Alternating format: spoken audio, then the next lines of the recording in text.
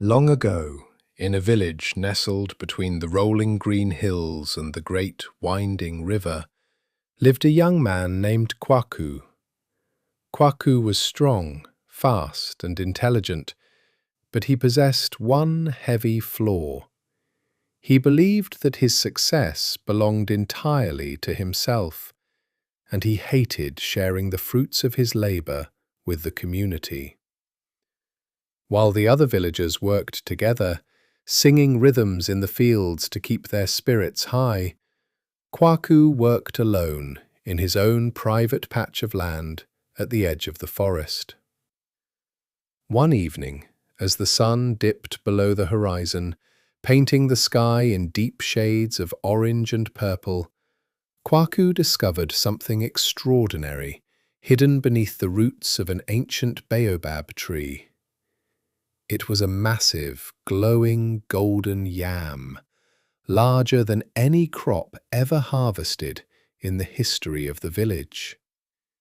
It hummed with a soft, magical light. Kwaku's heart leapt with excitement. "With this," he whispered greedily to himself, "I will be wealthier than the chief. I can feed myself for an entire year, and I will never have to give a single bite to anyone else."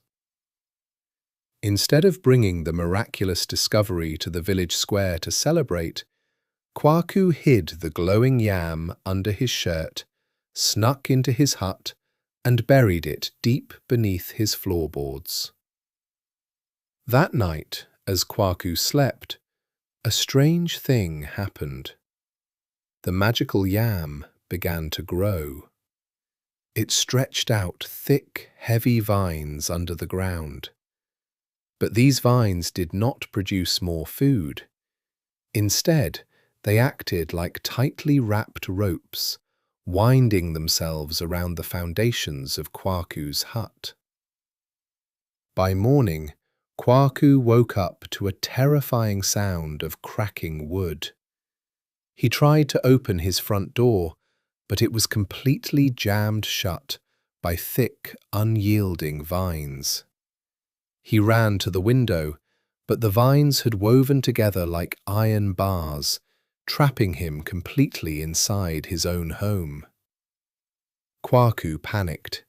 He pulled, chopped, and kicked at the vines, but the more he fought them alone, the tighter they squeezed, slowly crushing his hut inward. He realized with horror that the magical yam was trapping him with his own greed. Through the cracks in the wooden window, Kwaku saw the villagers heading out to the fields. Desperate and shedding tears of regret, he swallowed his pride and screamed as loud as he could. "Please, my brothers and sisters, help me! I am trapped inside!" Hearing his cries, the villagers did not hesitate. They dropped their tools and ran to Kwaku's hut.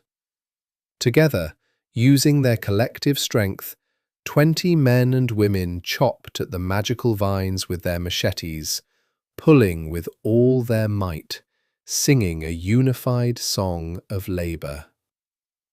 With a loud crack, the vines finally broke apart, and the villagers pulled Kwaku out to safety, just seconds before his hut collapsed into dust. Covered in dirt, Kwaku looked at the ruins of his home, and then at the tired, smiling faces of the neighbors he had ignored for so long. He realized that the golden yam was completely gone, turned into nothing but dry ash.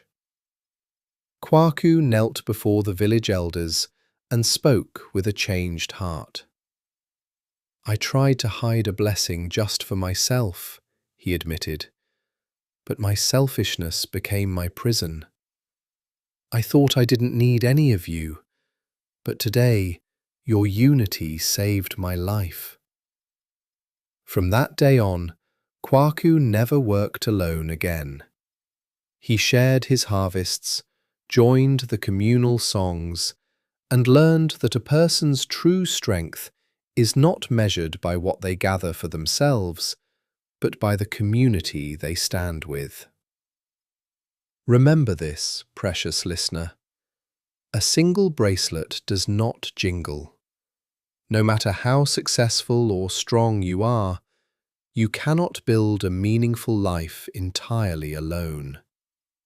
True wealth is found in the love, unity, and support of the people around you. If this story touched your heart, subscribe to our channel, hit the notification bell, and leave a comment below, sharing what this lesson means to you.